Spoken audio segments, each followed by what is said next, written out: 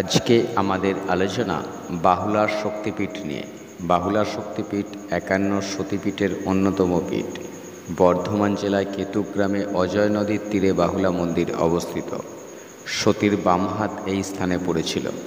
বাহুলার অর্থ হল অসাধারণ এবং এই দেবী যে সমৃদ্ধি নিয়ে আসে তা বোঝায়। বাহুলা শক্তিপীঠ হলো এমন একটি পীঠ যেখান থেকে ভক্তরা খালি হাতে ফিরে যাননি। এই শক্তিপীঠের চারপাশে আরও কতকগুলি গুরুত্বপূর্ণ মন্দির রয়েছে যেখানে আপনি যেতে পারেন, যেমন কোকুলেশ্বরী কালী মন্দির, সর্বমঙ্গলা মন্দির এবং শিবলিঙ্গম মন্দির, যা ভগবান শিবের উদ্দেশ্যে নিবেদিত। বাহুলা দেবীকে তার ছেলে কার্তিক এবং গণেশের সাথে দেখা যায়।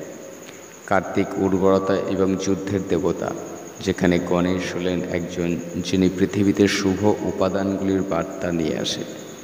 দেবী বাহুলা ভৈরব ভীরুকের সাথে পূজিত হন এবং উভয়কেই মহাদেব এবং মাতা আদিশক্তির প্রকাশ বলে বলা হয়। ভীরুক মানে যিনি ধ্যানের সর্বোচ্চ স্তর বা সর্বসিদ্ধায়ক অর্জন করেছেন।